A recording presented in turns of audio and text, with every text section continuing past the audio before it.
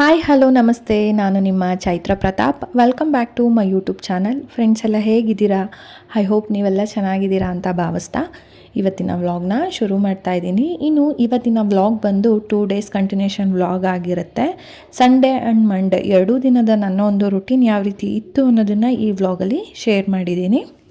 ಈಗ ಆಲ್ರೆಡಿ ನನ್ನ ವ್ಲಾಗ್ನ ನೋಡ್ತಾ ಬರ್ತಿರೋರಿಗೆ ಗೊತ್ತಿರುತ್ತೆ, ಸಂಡೇ ಅಂದಮೇಲೆ ನನ್ನ ಮೊದಲನೇ ಕೆಲಸನೇ ಮನೆಯಲ್ಲಿ ಪೂಜೆ ಮಾಡೋ ಅಂಥದ್ದು. ಯಾಕೆಂದರೆ ನಮಗೆ ಭಾನುವಾರ ಮನೆ ದೇವ್ರ ವಾರ ಆಗಿರೋದ್ರಿಂದ ಮೊದಲು ಕೆಲಸ ಮಾಡ್ಕೊಳ್ಳೋದೆ ನಾನು ಫಸ್ಟ್ ಪೂಜೆ ಮಾಡಿಬಿಡೋಣ ಅಂತ ಹೇಳಿ. ಹಂಗಾಗಿ ಬೇಗ ಏನು ಹೇಳಲಿಲ್ಲ, ಯಾಕೆಂದರೆ ಚಳಿ ಇರೋದ್ರಿಂದ ಸ್ವಲ್ಪ ಲೇಟಾಗೇ ಎದ್ದಿದ್ದೀನಿ. 6:30ಗೆ ಎದ್ದು ಪೂಜೆನ ಮಾಡ್ಕೊಳ್ಳೋಣ ಅಂತ ಹೇಳಿ ಮೊದಲು ಮನೆಯೆಲ್ಲ ಕ್ಲೀನ್ ಮಾಡಿಕೊಂಡು ಹೊಸ್ಲಿಗೆ ರಂಗೋಲಿನ ಬಿಟ್ಕೊತಾ ಇದ್ದೀನಿ.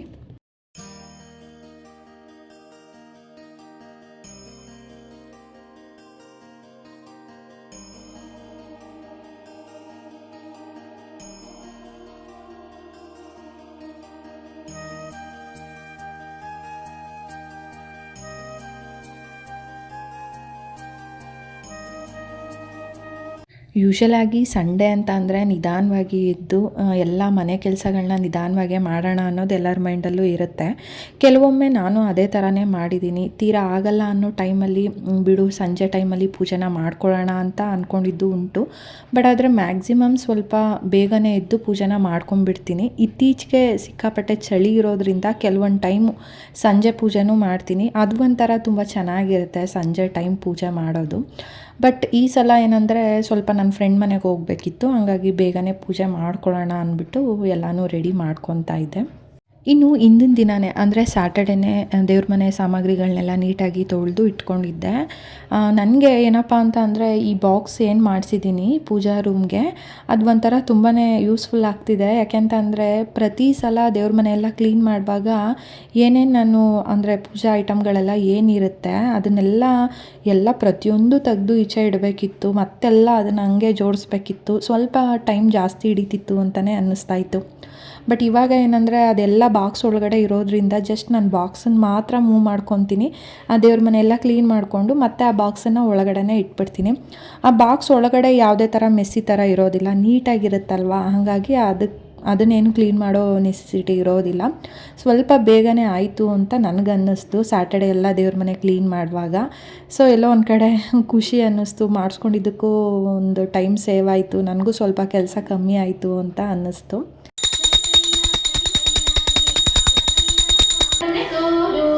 ಶ್ರೀಕಾಲ ಭೈರವ ಶಿವ ಶರಣೆಂದೆ ನಾನು.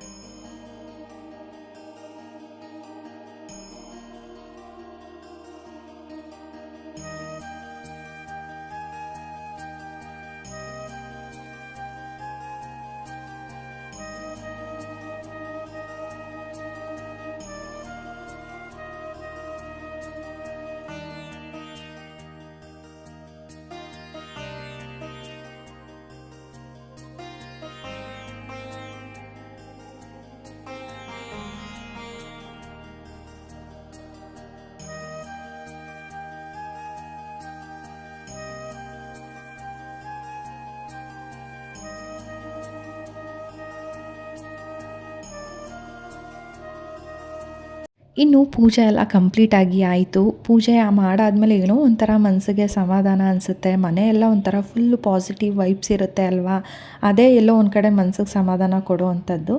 ಪೂಜೆ ಆದಮೇಲೆ ನಾನೊಂದು ಸ್ವಲ್ಪ ಹೊತ್ತು ಫ್ರೀಯಾಗಿ ಕೂತಿದ್ದೆ, ಏನೂ ಕೆಲಸ ಮಾಡೋದಕ್ಕೆ ಹೋಗಲಿಲ್ಲ. ಸೊ ಒಂದು ಸ್ವಲ್ಪ ಹೊತ್ತು ಆದಮೇಲೆ ಅಷ್ಟರೊಳಗಡೆ ಮಕ್ಕಳು ಎದ್ದು ಬಂದರು. ಸೊ ಅವ್ರಿಗೂ ಸ್ನಾನ ಎಲ್ಲ ಮುಗಿಸಿ ಟಿಫನ್ ಎಲ್ಲ ಮಾಡಿದ್ವಿ. ಇನ್ನು ವೇದಾಂಶ ಅಂತೂ ದಿನದಿಂದ ದಿನಕ್ಕೆ ದೊಡ್ಡವನಾಗ್ತಿದ್ದಾನೆ. ಅದ್ರ ಜೊತೆಗೆ ಅವನ ಒಂದು ತುಂಟಾಟ ಆಗಿರ್ಬೋದು, ಆಟ ಆಗಿರ್ಬೋದು, ತೀಟೆ ಆಗಿರ್ಬೋದು, ಇದು ಸಹ ಸ್ವಲ್ಪ ಜಾಸ್ತಿನೇ ಆಗ್ತಿದೆ. ಮುಂಚೆ ಹೇಗೆ ಅಂತ ಅಂದರೆ ಒಂಥರ ಸೈಲೆಂಟಾಗಿ ಒಂದು ಕಡೆ ಕುತ್ಕೊತಿದ್ದ, ಅವ್ನ ಪಾಡಿಗೆ ಅವ್ನು ಆಟ ಆಡ್ತಿದ್ದ. ಬಟ್ ಈಗ ಅಲ್ಲ, ಅಂದರೆ ಸ್ವಲ್ಪ ಕೆಳಗೆ ಹೋಗೋದು, ಸ್ಟೆಪ್ಸ್ನ ಇಳ್ಕೊಂಡು ಅಥವಾ ಮೇಲೆ ಹತ್ತೋದು, ಈ ಥರ ಎಲ್ಲ ಮಾಡ್ತಿರ್ತಾನೆ. ಸ್ವಲ್ಪ ಕೇರ್ಫುಲ್ಲಾಗಿ ನೋಡ್ಕೊಬೇಕಾಗತ್ತೆ. ಇನ್ನು ಅವನು ಎದ್ದು ಬಂದ ಅಲ್ವಾ, ಸೊ ಹಂಗಾಗಿ ಅವನಿಗೂ ಸ್ನಾನ ಎಲ್ಲ ಮಾಡಿಸಿ ಇನ್ನೊಂದು ಏನಪ್ಪ ಅಂದರೆ ಅಂದರೆ ಸ್ನಾನ ಆದ ತಕ್ಷಣ ಈ ಥರ ದೇವ್ರ ಮನೆಗೆ ಬಂದು ಅವನೇ ಕೈ ಮುಗಿದು ಬೊಟ್ಟಿಡಿ ಅಂತ ಅವನೇ ಕೇಳ್ತಾನೆ ನಮ್ಮನ್ನು. ಅವನಿಗೆ ಬೊಟ್ಟಿಡಬೇಕು, ಆವಾಗ ಅವ್ನಿಗೊಂಥರ ಸಮಾಧಾನ ಆಗುತ್ತೆ. ಇಲ್ಲ ಅಂತಂದರೆ ಪೂಜೆ ಮಾಡೋ ಟೈಮಲ್ಲಿ ಅವನು ಬಂದು ನಮ್ಮ ಹಿಂದೆ ನಿಂತೇ ಇರ್ತಾನೆ. ಬೊಟ್ಟಿಡೋವರೆಗೂ ಅವ್ನು ಹೋಗೋದೇ ಇಲ್ಲ. ಸೊ ಅವ್ನಿಗೂ ಅವ್ನು ಹೇಳ್ದಂಗೆ ಬೊಟ್ಟೆಲ್ಲ ಇಟ್ಟು ರೆಡಿ ಮಾಡಿ ಟಿಫನ್ನ ಮಾಡಿಸಿದಾಯಿತು.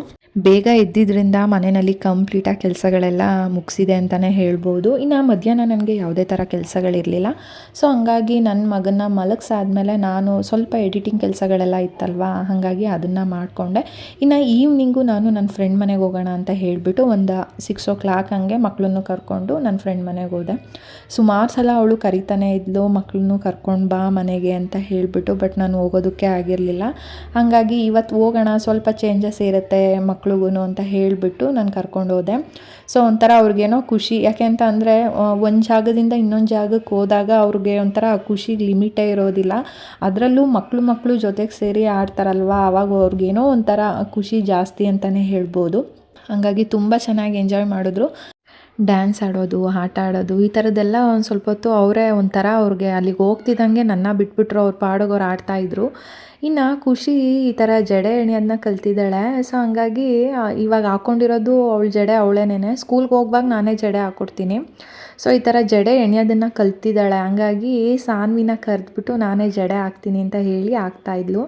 ನಾನು ನೋಡ್ತಾಯಿದ್ದೆ ಹೆಂಗೆ ಕೈನ ಬಳಸಿ ಹಾಕ್ತಿದ್ದಾಳೆ ಅಂತ ಅಂದ್ಬಿಟ್ಟು ಅಬ್ಸರ್ವ್ ಮಾಡಿ.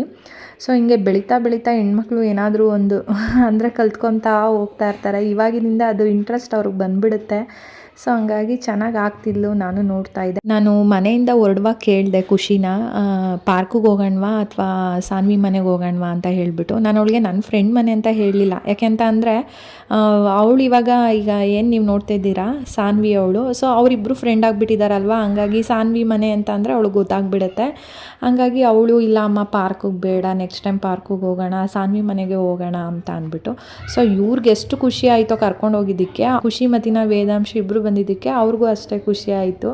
ಒಂಥರ ಮಕ್ಳಿಗೇನೆಂದರೆ ಒಂದೇ ಕಡೆ ಇದ್ದರೆ ಅವ್ರಿಗೇನೋ ಒಂಥರ ಕೂಡಾಕ್ತಂಗೆ ಅನ್ನಿಸ್ತಾ ಇರುತ್ತೆ. ಈ ಥರ ಏನೋ ಈಚೆಗೆ ಅವಾಗವಾಗ ಕರ್ಕೊಂಬರ್ತಿದ್ರೆ ಪಾರ್ಕ್ ಆಗಿರ್ಬೋದು ಅಥವಾ ಇನ್ನೊಂದು ಬೇರೆ ಪ್ಲೇಸ್ ಆಗಿರ್ಬೋದು, ಅವಾಗ ಸ್ವಲ್ಪ ಹೊತ್ತು ಅಂದರೆ ಟೈಮ್ ಸ್ಪೆಂಡ್ ಮಾಡ್ತಾರೆ, ಸ್ವಲ್ಪ ಹೊತ್ತು ಎಂಜಾಯ್ ಮಾಡ್ತಾರೆ ಅಂತಲೇ ಹೇಳ್ಬೋದು.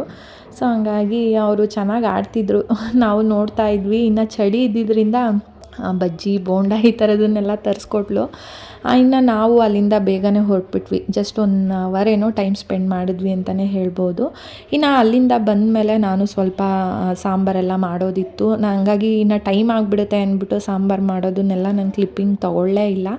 ಯಾಕೆಂತ ಅಂದರೆ ಇನ್ನು ನೆಕ್ಸ್ಟ್ ಡೇ ಮಂಡೇ ಅಲ್ವಾ, ಹಂಗಾಗಿ ಟಿಫನ್ಗೆಲ್ಲ ರೆಡಿ ಮಾಡ್ಕೊಬೇಕು. ಅದಕ್ಕೋಸ್ಕರ ಸ್ವಲ್ಪ ಆ ಕೆಲಸಗಳ್ನೂ ಬಿಫೋರೇ ಮಾಡಿಕೊಂಡೆ.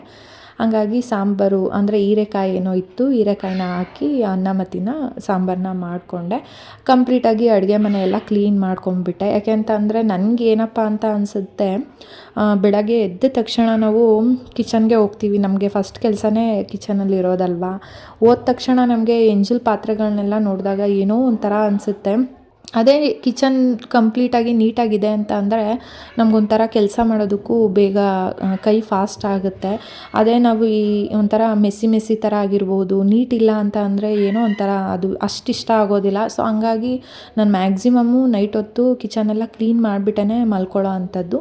ಇನ್ನು ನೆಕ್ಸ್ಟ್ ಡೇ ಮಾರ್ನಿಂಗು ಸ್ವಲ್ಪ ಬೇಗನೆ ಎದ್ದೆ, 6 ಗಂಟೆಗೆಲ್ಲ ಎದ್ದೇಳಬೇಕಾಗುತ್ತೆ. ಬಟ್ ಆದರೆ ಯೂಶಲಾಗಿ ಇವಾಗ ಚಳಿ ಇರೋದ್ರಿಂದ ಟೈಮ್ ಅಂತೂ ನಮಗೆ ಅಲಾರಾಮ್ ಕೂಗ್ತಾಯಿದ್ರೂ ಎದ್ದೇಳೋದಕ್ಕೆ ಆಗೋದಿಲ್ಲ. 6:30ಗೆಲ್ಲ ಎದ್ದೆ.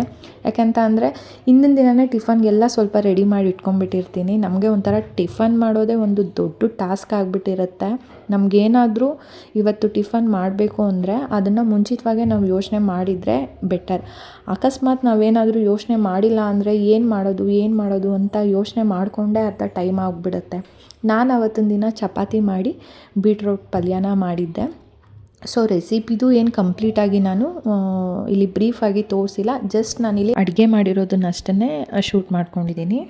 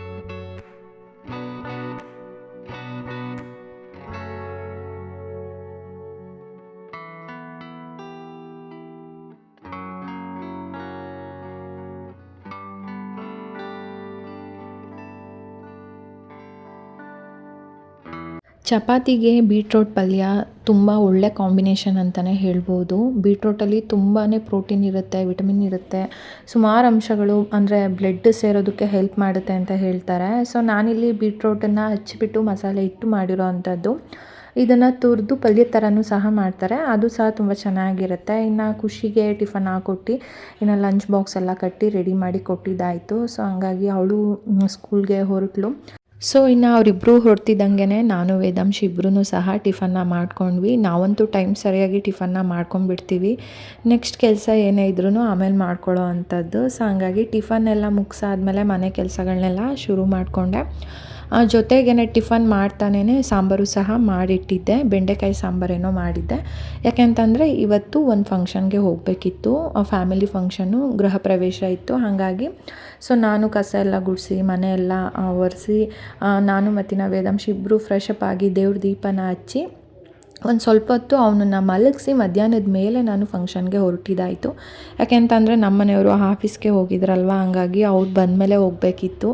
ಯಾವಾಗಲೂ ಅಷ್ಟೇನೆ ಸ್ವಲ್ಪ ಲೇಟ್ ಆಗಿಬಿಡುತ್ತೆ, ಏನೂ ಮಾಡೋದಕ್ಕಾಗಲ್ಲ. ಯಾಕೆಂದರೆ ಅವರು ಆಫೀಸ್ ಬಿಡೋದಕ್ಕಾಗಲ್ಲ, ಜೊತೆಗೆ ಫ್ಯಾಮಿಲಿ ಫಂಕ್ಷನ್ನು ನಾವು ಮಿಸ್ ಮಾಡೋದಕ್ಕಾಗಲ್ಲ. ಎರಡೂ ಇಂಪಾರ್ಟೆಂಟೇ ಅಲ್ವಾ. ಹಾಗಾಗಿ ಸರಿ ಅಂದ್ಬಿಟ್ಟು ಅಷ್ಟರೊಳಗಡೆ ನಾನು ನನ್ನ ಕೆಲಸಗಳನ್ನೆಲ್ಲ ಮಾಡ್ಕೊಂಬಿಡೋಣ ಅಂತ ಹೇಳಿ ಎಲ್ಲನೂ ಸಹ ಮಾಡ್ತಾ ಬಂದೆ.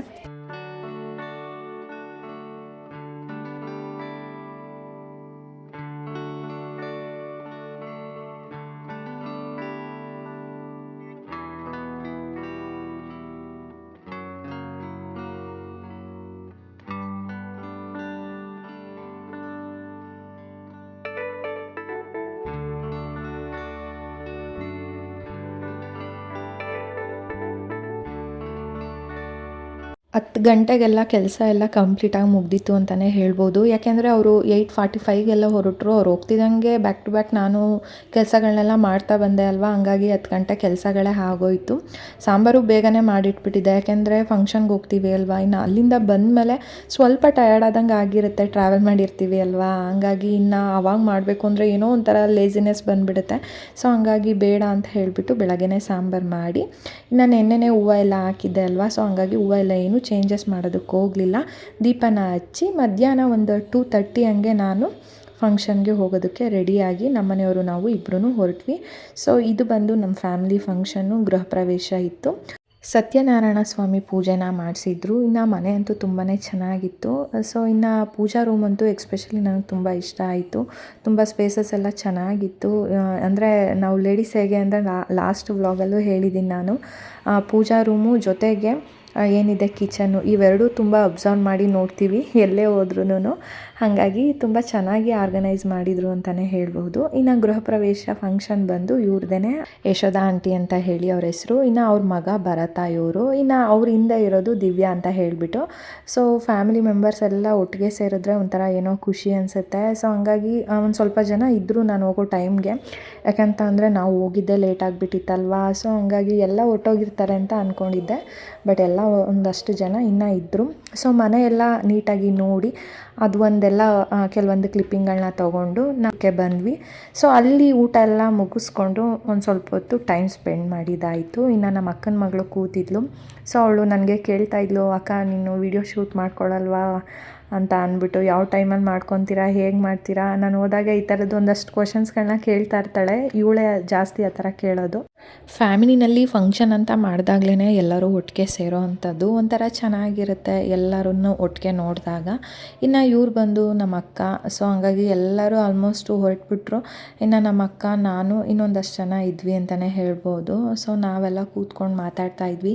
ಇನ್ನು ನನ್ನ ಮಗ, ನಾನು ಆಗಲೇ ಹೇಳಿದೆ ಅಲ್ವಾ, ಸ್ವಲ್ಪ ತುಂಟ ಆಗಿಬಿಟ್ಟಿದ್ದಾನೆ. ಈಚೆ ಕರ್ಕೊಂಬಂದರೆ ಅವನು ಎಲ್ಲಾದರೂ ಹೊರಗಡೆ ಬಂದಾಗ ಈ ಥರ ಅವನು ನಮ್ಮ ಕೈಗೆ ಸಿಗೋದಿಲ್ಲ, ಅಲ್ಲಿ ಇಲ್ಲಿ ಹೋಗ್ತಾನೆ ಇರ್ತಾನೆ. ಅವನನ್ನು ನೋಡ್ಕೊಳ್ಳೋದೇ ಒಂದು ದೊಡ್ಡ ಕೆಲಸ ಆಗಿಬಿಟ್ಟಿದೆ. ಎಷ್ಟು ಕರೆದ್ರೂ ಒಳಗೆ ಬರ್ತಾನೆ ಇಲ್ಲ, ಈಚೆ ಹೋಗ್ತಾನೆ ಇದ್ದ. ನಾನು ನಮ್ಮ ಮನೆಯವ್ರಿಗೆ ವೆಯ್ಟ್ ಮಾಡ್ತಿದ್ದೆ, ಅವ್ರು ಊಟಕ್ಕೆ ಹೋಗಿದ್ರು. ಸೊ ಹಂಗಾಗಿ ಅಲ್ಲೇ ಕೂತು ಒಂದು ಸ್ವಲ್ಪ ಹೊತ್ತು ಮಾತಾಡ್ತಾ ಇದ್ವಿ. ಸೊ ನಾನು ಆಗಲೇ ಹೇಳಿದೆ ಅಲ್ವಾ, ನಮ್ಮ ಅಕ್ಕನ ಮಗಳು ಒಂದಷ್ಟು ಕೇಳ್ತಾ ಇದ್ಲು ನನ್ನನ್ನು, ಅಕ್ಕ ಯೂಟ್ಯೂಬು ಯಾವ ಥರ ಮಾಡ್ತೀರಾ, ಹೆಂಗೆ ಮಾಡ್ತೀರಾ, ಹೆಂಗೆ, ಈ ಥರದ್ದು ಒಂದಷ್ಟು ಕ್ವಶನ್ ಅವಳು ನನಗೆ ಸಿಗ್ತಾ ಕೇಳ್ತಾನೆ ಇರ್ತಾಳೆ, ರಕ್ಷಿತಾ ಅಂತ ಹೇಳಿಬಿಟ್ಟು. ಸೊ ಇನ್ನು ನಮ್ಮ ಮನೆಯವರು ಬಂದರು.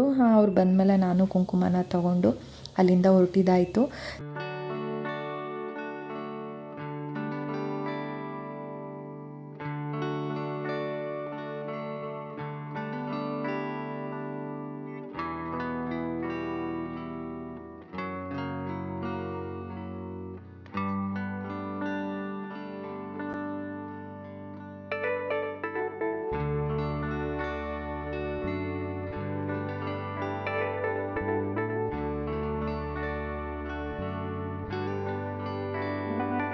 ಸೊ ಇದಾಗಿತ್ತು ನನ್ನ 2 ಡೇಸ್ ರೊಟೀನ್ ಅಂತಲೇ ಹೇಳ್ಬೋದು. ಸೊ ಕಂಪ್ಲೀಟಾಗಿ ವಿಡಿಯೋನ ನೋಡಿದ್ದೀರಾ ಅಂತ ಭಾವಿಸ್ತಾ ಇಲ್ಲಿಗೆ ವ್ಲಾಗ್ನ ಎಂಡ್ ಮಾಡ್ತಾಯಿದ್ದೀನಿ.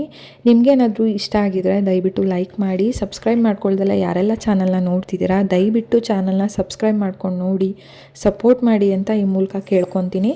ಮತ್ತೆ ಇನ್ನೊಂದು ವ್ಲಾಗ್ ಜೊತೆ ಸಿಗ್ತೀನಿ. ಅಲ್ಲಿವರೆಗೂ ಸಿ ಯು, ಬಾಯ್ ಸ್ನೇಹಿತರೆ. Thank you.